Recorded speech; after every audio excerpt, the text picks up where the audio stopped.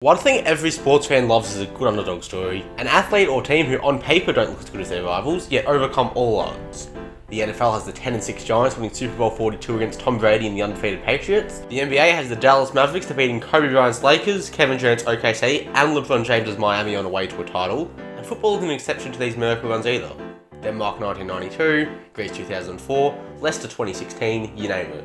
But right now in the United States, there's a developing underdog story in the US Open Cup. Sacramento Republic FC, a second division team, have taken down 6 teams, including 3 from the MLS, in an incredible US Open run. So today I thought we would take a deeper dive into Sacramento's incredible achievement. Sacramento is not a sports city. Hell, I don't even know what the city's purpose is.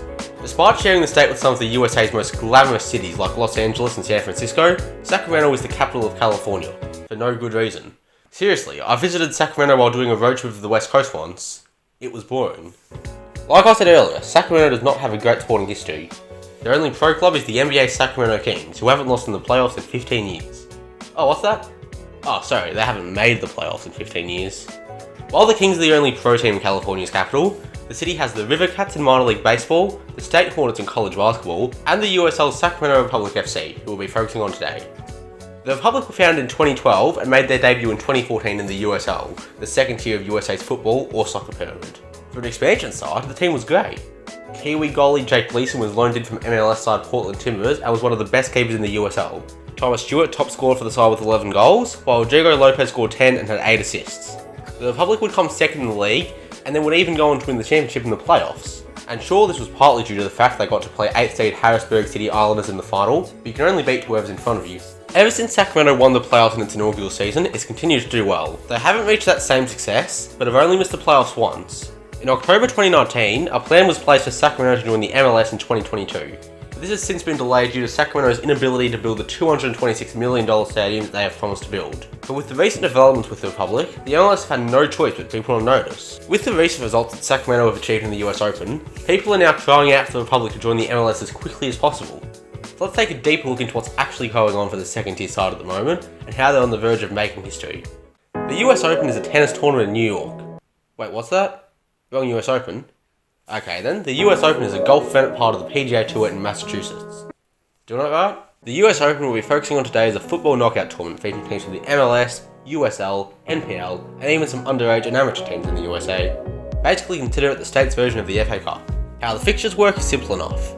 Amateur and NPL teams get to play in the first round, underage and USL teams, including Sacramento, get to start in the second round, and the MLS teams don't have to play to the third round, and the really good ones get a free ride to the round of 32. The Republic had 4 league games before their first US Open match, and it looked good, winning 3 out of the 4 matches. One player who was impressing was Diego Lopez, who was considered a legend at the club. Now at 35 years of age, Lopez has had a journeyman career. Born in Mexico, he played for the USA at youth level, but never made a senior cap for the USMNT. At club level, he's never played outside of North America, having played for 12 clubs, with every single one being located in either the USA or Mexico. Lopez first introduced himself to Sacramento fans in 2014 when he was a part of the inaugural team that won the championship, as Lopez scored 10 goals and assisted 8 times from midfield. Lopez would then play another season with the Republic before leaving at the end of the 2015 season to join Mexican club Sonaya. But Lopez briefly returned to Sacramento in 2020, and after a quick pit stop with the Rio Grande Valley in Texas, Lopez returned to Sacramento at the start of this season for his 3rd stint with the Republic, and started strongly with 2 goals in 4 matches. This impressive form earned Lopez a start in the Republic's first US Open match against the Portland Timbers under 23s. Lopez was playing as an attacking midfielder, as Yaka Lewis and Damian Viada played alongside him as cams, while Luther Archimedes led the line up top against the Timbers. When the match kicked off, it became clear quickly that Portland's under 23s were a long way out of their depth. 13 minutes into the match, left back Marcus Lacroix made his way up the pitch and scored a header courtesy of a Faraday Sousa cross. 9 minutes later, Sousa made his way up the field again, and after some fancy footwork, the Congolese international grabbed his 2nd assist of the game, this time finding debutant Damian Viada. Defensive midfielder Matt Lagrassa scored a scuffy goal off the corner, and Rodrigo Lopez then continued his impressive form to make it 4-0. And as if it wasn't bad enough for the poor Timbers players, Marcus Lacroix decided to completely give up on defending and score a 2nd goal, before Rodrigo Lopez set off Diego Lewis to make it 6-0 in the 41st minute. The Republic didn't score in the second half, but they didn't need to. The damage was done. Sacramento would move on with a huge 6-0 win, and while they were clearly playing a severely weaker side, some of the attack that they showed could have been an anyone. The Republic's 3rd round match was against Central Valley Fuego. Founded in 2020, the Fresno-based Central Valley played in the USL 1, which is a step below the Republic, but they were still not to be underestimated. The Valley were led by Bulgarian midfielder Viljan Bajev. who was once on the books at Liverpool and even spent a few years playing with the Republic, though tonight he would be trying to grab a win against them. As for the Republic's team, they were once again running the 4-2-3-1 formation, but had made some changes, including playing new goalkeeper Daniel Vitiello, who I will tell you all about later. The first half wasn't overly interesting, but it did find a goal. Once again, Rodrigo Lopez was on the ball, and he played a low hard cross into the box. Irish centre-half Dan Casey did just enough to clip it into the net, and made it 1-0 to Sacramento at half-time. Casey's goal forced Central Valley to play with a sense of urgency in the second half. They kept pushing for that equaliser and would eventually find it, as Renato Bustamante toe-poked the ball into the top left corner in the 76th minute. Now the match was tied at 1-1, and if it was to stay that way, we'd be headed to extra time. Both teams had chances to find the winner, but neither could convert. In the 94th minute, the Republic went forward for one final chance of goal. A volley fell to Matt Lagasa, but Central Republic defender Maximiliano Schenfeld put his body on the line and blocked it. Lagasa tried to score the rebound, but Schenfeld tripped him up, and Sacramento had a last-minute penalty to seal the game off. Rodrigo Lopez was the man to take it, and with ice in his veins, the veteran displaced his penalty and continued Sacramento's run in dramatic fashion. After the last gasp win, the Republic seemed to regain their composure in the next round, which was a home match against Phoenix Rising FC, who were the first and only team that Sacramento would come up against from the same division as them. While Phoenix had fallen off toward the end of their season, they were in good form going into this match, winning 6 of their first 9 games and 5 of the last 6. Running a 3-5-2 formation, Sacramento would grab a 2-0 win, with goals from Luis Felipe Fernandez and Douglas Martinez confirming victory for Sacramento. This win was enough to get out of the round of 32, but now the real work was just beginning. So by the time we get to the round of 16 of the US Open, notice that the MLS teams have pretty much taken over the tournament. In 2022, 14 of the 16 teams in the round of 16 were from the MLS, with Sacramento and Union Omaha being the 2 exceptions. Luckily for Sacramento, they drew one of the weakest teams the MLS had to offer in the San Jose Earthquakes.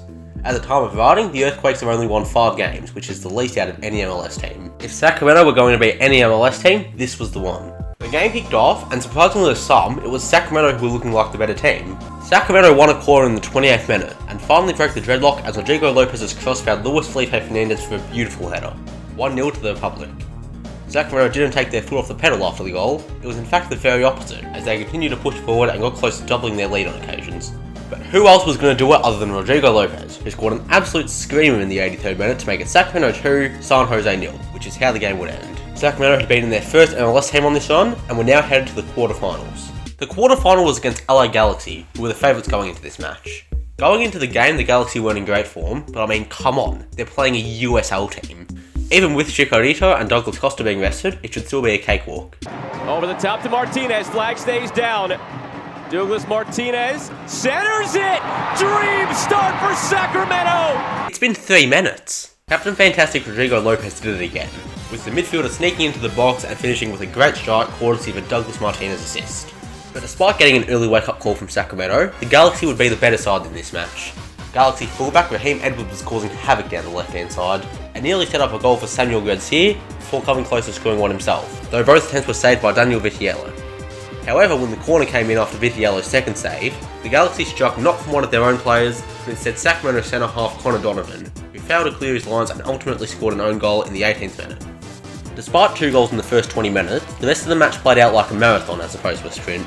Both teams had chances, granted the Galaxy with the better ones, but no goals were scored over the next 50 minutes of play.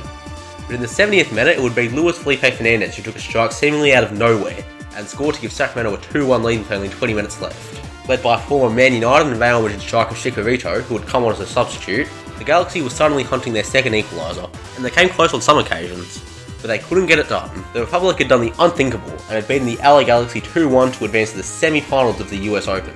The semi-final matchup was against Sporting KC. The KC themselves were on an underdog run, considering they were the worst team in the Western Conference of the MLS. Sporting beat FC Dallas in the round of 32, who were one of the best teams in the MLS this season. After that, they beat fellow bottom dwellers Houston Dynamo in the round of 16, and then got even luckier in the quarterfinals, as they got to play USL 1 side Union Omaha, who they smashed 6-0. Now they had managed to draw another non-professional team in the Republic, and were favoured to advance to the final, despite not having home ground advantage. As expected, Sporting were the better side, but Sacramento were bailed out by keeper Daniel Vitiello, who made 5 saves. Up at the other end, Sacramento weren't having that same attacking luck. The Republic only had 1 shot throughout the entire full 90, as Sporting keeper John Poulskamp made a beautiful save with his right hand to Narciso. With Vitiello keeping a clean sheet, the match would go into extra time, the first time this had happened for Sacramento during their entire run. Rodrigo Lopez got the Republic's second shot on target in extra time but couldn't score, while Sporting took 3 shots at Sacramento's net but couldn't convert either. What this meant was a penalty shootout, and a chance for Sacramento goalie Danny Vitiello to put himself in the Republic history books. While Danny Vitiello hasn't quite had the glamorous career many kids dream about, he deserves nothing but respect for what he's accomplished. Born in New York in 1996, Danny enjoyed a successful high school career where he had won trophies with both his high school and club teams. His club team, Massapequa Arsenal, won the Eastern New York State Cup twice in 3 years, while he captained his school team, Massapequa High, to a state championship in which he won the tournament's MVP. Vitiello then broke onto the scene as a goalie when he joined a college team called the Albany Great Danes, where he would impress. Vitiello kept 24 clean sheets in 60 games with the Great Danes, while also conceding under a goal a game and having a 78.4% save rate. He was good enough to even play a few amateur games while still being a college player, temporarily featuring in matches for the Westchester Flames, the Jersey Express, and the Long Island Roadrunners. However, when his time at the collegiate level was up in 2018, it took Danny a bit of time to find his feet in the pros.